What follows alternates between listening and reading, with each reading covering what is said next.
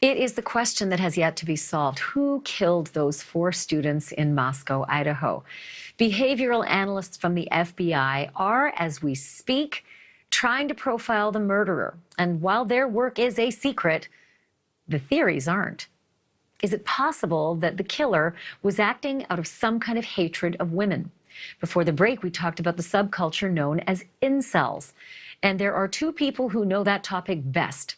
Kris Mohandie is a forensic psychologist with more than 25 years of experience in assessing and managing violent behavior. And you may well know him from his popular investigation discovery show, Most Evil.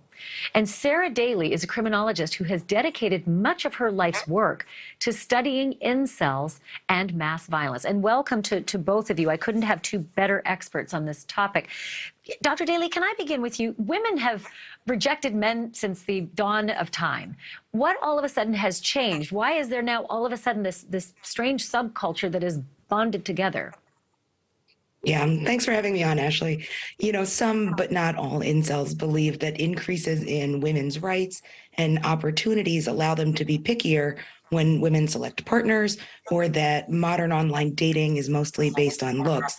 My research, though, focuses on incels' experiences, and they face these masculinity challenges, which in turn affect the way that they're treated, which is often like subhumans in their minds.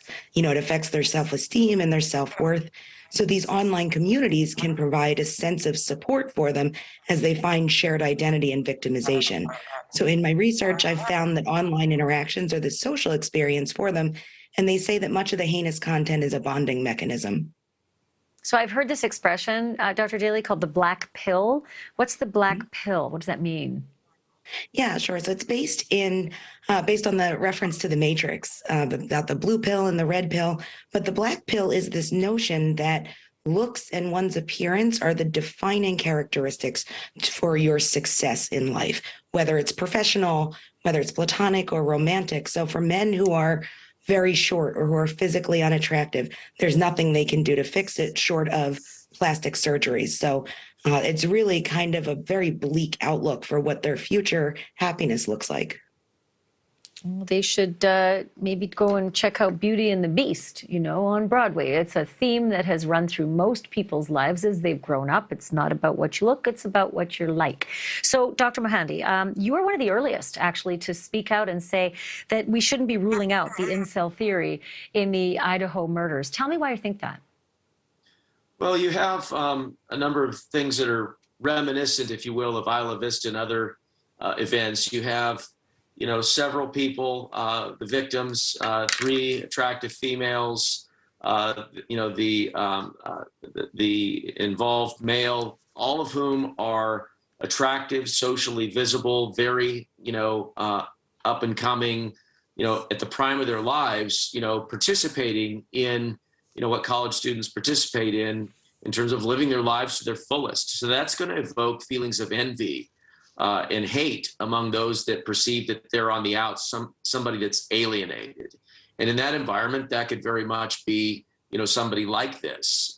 It also is reminiscent of Isla Vista in that event started with a multiple stabbing at the offender's apartment, a deeply personal, hateful act, and so forth. So the context, the victimology, and the violent attack that characterizes this event made me think that's a possibility. It's not the only possibility, and I'm sure investigators are looking into it, but that was what I associated to it. And part of a successful investigation, is keeping an open mind to a number of possibilities, and I'm sure they're looking at this and other theories. But that's kind of what I flashed to, when I saw some of the fact pattern of this case.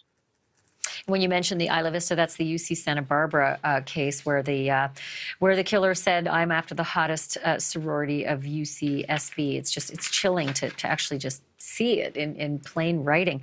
So, Dr. Daly, what does the FBI do about this? Like, how do they track the incel community? Do they troll them online? Is there more surveillance that goes on? And particularly with a case like this, how would that research all of a sudden get very focused and change?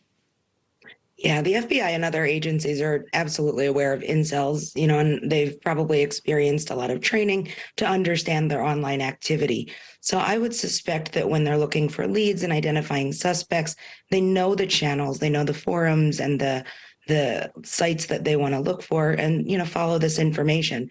If this is something they're considering, which I'm sure that they are, they have the skills and the resources to monitor these sites and hopefully be able to parse out the really extreme trolling that happens on there, and any potential legitimate leads.